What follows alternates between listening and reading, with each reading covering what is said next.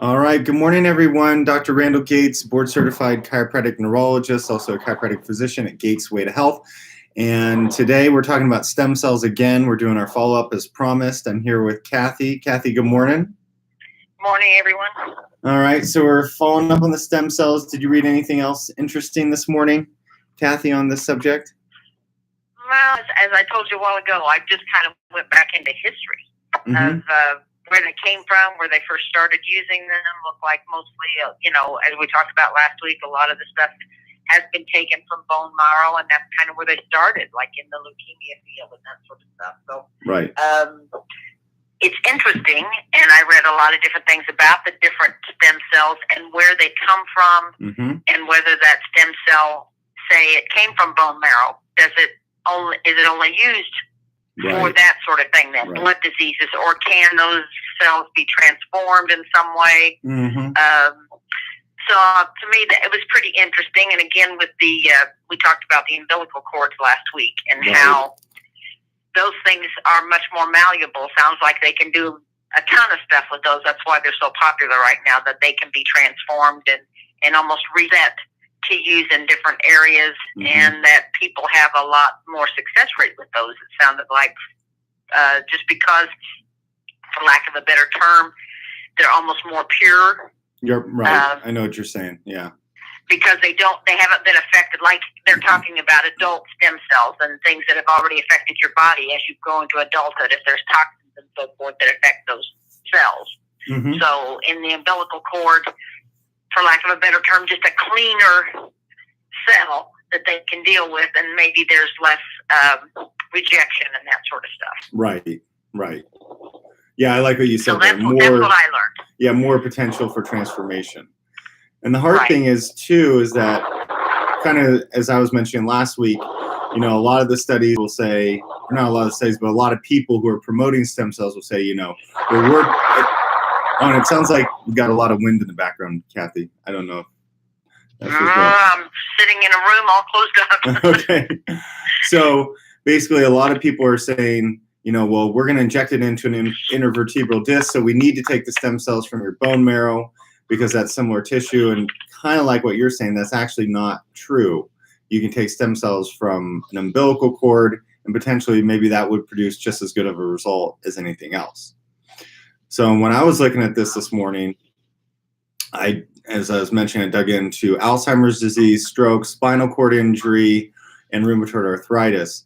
On rheumatoid arthritis, it doesn't seem like we still have that much information. Unfortunately, the theory as to why stem cells could help rheumatoid arthritis seems to be less from a connective tissue standpoint and more from an autoimmune standpoint, which Kathy and I talk a lot about in these broadcasts, and how RA patients can affect their immune system through maybe things that they're eating, or their gut bacteria, or their mouth bacteria, or their urinary bacteria. Tons of research on that. Whereas with spinal cord injury, one of the more interesting topics I saw was that they're now looking at using nanoparticles with the stem cells. Now, I'm not saying I'm for nanoparticles, but this is an interesting concept that they're looking at magnetizing nanoparticles in the stem cell matrix, as they term it, and then injecting that into the cerebrospinal fluid, and then using a magnet to guide the stem cells to the damaged area, which is a novel concept, I feel, because one of my questions is, a lot of people will say, well, we inject the stem cells and they're just going to find the injury site, or they're going to go where they need to go. And there certainly are studies where they do IV stem cells for stroke patients, and it seems that the stroke patients do better than people who don't get stem cells. But could we do better than that? And so the magnetized version is interesting. And it kind of gives you a Brave New World look. You're looking into the future kind of thing.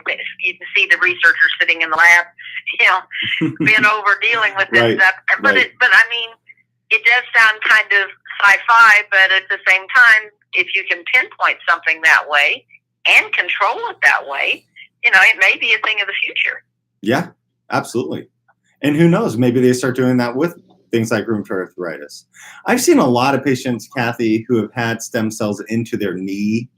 If they have like a degenerated knee, I've seen some results. I've also seen a lot of people not have results. So that's interesting. But who knows, for a rheumatoid arthritis patient who has all this inflammation, if they could magnetize the stem cells to go to the injured sites, maybe that is the next frontier.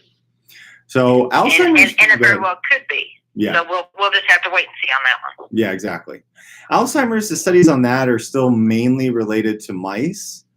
And just for all of you out there who are not quite too, you don't look at a lot of research, there's a lot of research that's first done on mice and then it's translated into humans. Basically, they try to see, will it work on a mouse model?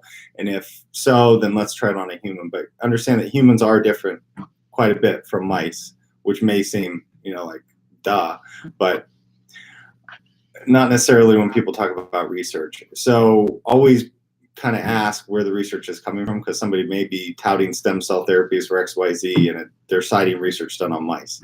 Anyways, in the preliminary research on the mouse model of Alzheimer's disease, they actually, the way they induce it, Kathy, is they inject pieces of gut bacteria into the mouse. So they inject the lipopolysaccharide that we talk about so frequently as it pertains to fatty liver and diabetes and pre-diabetes. They actually inject that into a mouse to induce Alzheimer's disease, which is pretty interesting because that's what we always talk about for our patients with memory loss. A lot of it's about gut bacteria and how your diet affects that. So anyways, they inject these pieces of gut bacteria into the mouse, and they found that if they co-injected stem cells, the mouse or the mice did not develop Alzheimer's disease. So that's pretty interesting. So that's fascinating. And as it pertains to stroke, kind of as I alluded to with stroke patients, in essence, they're finding that stem cells are better than nothing. That's what we know right now. I can't say one type of stem cell is better. I can't say that one type of delivery is better, but basically they're injecting them IV most of the time, and it seems to produce a better result. And that's what we know at this time. Another factor that they're really going to be looking at with neurological illnesses is either do they inject the stem cells right into the cerebrospinal fluid, or is there something they can do to help the stem cells to cross the blood-brain barrier? Because the whole thing, or a major problem with any delivery of a supplement or a medication or some therapy to the brain is getting that substance from your bloodstream across the blood-brain barrier into the neurological tissue. It does seem that stem cells will cross, but everybody's going to be looking at now how to get those to cross even better. So any thoughts on that, Kathy? Yeah, that was a whole lot of info. And it is, I mean, a pretty big deal to get that across that brain barrier and actually get it down into that tissue. Of everything that you said, the one thing that, for me, I always go back to the knees and to the arthritis type of thing, and some of the things that you said there immediately sparked what everybody always says to me when they're complaining about their knees, and I complained about it myself, and that was that you feel that you need something. You either need a new knee replacement, you need stem cell, you need something because you feel, and everybody says the same thing to me, it feels like it's just bone on bone. Right. And you know how many products are out there that are supposed to help replace all the cushion stuff that's in your knees. And people talk about this all the time. Okay, as you get older, depending on what your job is, how physically you've been your whole life and so forth, you've just worn out that knee. Right. And you and I've talked about it a million times that, I was sure every time I turned around, it's like you couldn't sleep at night, couldn't do anything because you just felt like that bone was grinding on the other bone. But when you changed my diet and we got rid of the inflammation, guess what? It doesn't feel like that anymore. Exactly. I keep beating that same drum, but it's a really big drum and it's an important one because if it's your knees the same way, your tennis elbows the same way, your hips can be the same circumstance. So, I mean, and as you said last week, not always does stem cell replacement, have a good effect. Sometimes people see nothing out of it. Right. And it is extremely expensive and insurance doesn't cover it. Mm-hmm. And again, that's probably because it's still considered experimental, correct? Yeah, exactly. And then, even if it does produce an effect, how much of an effect? And this is what I wonder. Kathy knows, and a lot of you know, we work with a lot of different illnesses. We tend to get pretty good results in our observation, we'll just say it that way, with the people that we feel can respond to our type of therapy. And so, and then you compare and contrast that with, okay, stem cells, do they produce an effect? If they do produce an effect, great, but how much of an effect? That's the other thing you have to ask, especially when it comes to research. It may be more significant than placebo or some other innocuous therapy, but is that going to give you your life back the way that you think as well? And that's an important question to ask. In my head, I'm most excited about stem cells as it pertains to something like a spinal cord injury. Spinal cord injuries are really difficult. There's not much we can do. Potentially what stem cells could do for the scars with MS. I'm excited about that potential. Even local administration for stroke patients. That seems to have applicability because, you know, maybe we can actually go in and repair the damage a little bit better than everything else we can do to clean up the immune system and hopefully calm down that attack. And that's the other thing too, because we're so conditioned for, you know, that one trick pony. We're so conditioned for that one therapy to take care of everything. And yeah, maybe you get stem cells and it helps your knee, but if you're keeping in the wrong foods, as Kathy alludes to, then, you know, you're going to have to keep having it done. So you really need to look at long-term restoration of the problem, fixing the underlying causes. If you are going to get stem cells, that would be my recommendation. Well, that was going to be my next question. Was, okay, say I have ML or MS or Alzheimer's. Okay. Is this something then that they look at doing repeatedly to replenish those cells, or is it something that you feel like you go in one time and they do just a, I don't know, let's say a shotgun blast of treatment in there? Is that going to show, in most cases, would that show some improvement? Or does it have to be, you know, like electrolysis to take the hair off your face? You have to keep doing that over and over, right, you know? Right. I would say we don't know. So many of the research studies are so new. And that's what I kept coming up against even today. And we kind of belabored that point last week. I did research. I didn't find anything that exciting. I did some more research. I found some more exciting stuff this week. But there's still a lot of conjecture, and we don't have a lot of studies on this to where we can say. Here's what my take was from what I read this morning, because I know you were reading journals, and I was reading different articles on things, and I'm like, okay, this all sounds really good. And they talked about Alzheimer's. They talked about MS. They also talked about ALS, which I thought was extremely important. Right. And as I read these, then I thought, you know, okay, this does sound futuristic to me. I mean, nothing is in stone yet. This doesn't say this is the perfect thing and this will take care of 100% of these folks and it'll be well worth their money. But in the long range, I mean, if you're a researcher or if you're a person suffering with one of these conditions, say you've been diagnosed with ALS, and we all know that's Lou Gehrig's disease, and we know it is a terminal illness, and very debilitating on its way to being terminal. And these people have no hope. And we talk about all the time of there not being any cures for a lot of this kind of stuff. And it's cancers included. I mean, it's not a cure, it's a treatment. We're not saying, okay, you're good to go, this is over with, you don't have to deal with it again. If we could see stem cell research getting to the point where, you know, for lack of a better term, it becomes old hat, you know, just something regular that people go in, they do this, and okay, all of a sudden we don't have this diagnosis that you're going to die in probably 2 years' time because you have ALS. This stem cell is actually building the new cells that we wanted it to. We're seeing the resurgence in your body and things are being repaired. I mean, that would be amazing if that could happen. Absolutely. But we're not there yet from what you've read and what I've read by any means. Right. And I'll, by the same token, say exactly what you're saying, Kathy. You know, for somebody who does have something like ALS, they're going to be willing to probably, you know, bet the farm on it because that's their only hope. And I'm really glad you brought up ALS because that does seem to be one area where stem cells really could be a benefit. ALS, unfortunately, does not seem to have one particular cause to it. It seems to be many factors that play, a little bit of genetics, but many factors play into why people develop that problem. And it does seem that stem cells with their reparative capacity maybe will be the treatment of choice going forward. But anybody who's known someone with ALS, it is such a heartbreaking disease. Yeah, I really do hope that stem cells provide some benefit there, as well as things like spinal cord injury, MS lesions. That would be phenomenal, as hopefully they start to perfect some of the science.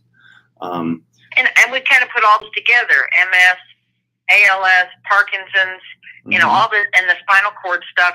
I could see that being a huge gain for those folks. Yeah. And you know, from what we see, what's going on in medicine, it may be the hope for them to, you know, thing to pin their hopes on, because there's not much else going on out there that, when you're talking about repairing things like that, Right. it's going to have to be at a cellular level, you would think, because there's nothing else that's going to do it, or at least we've seen nothing.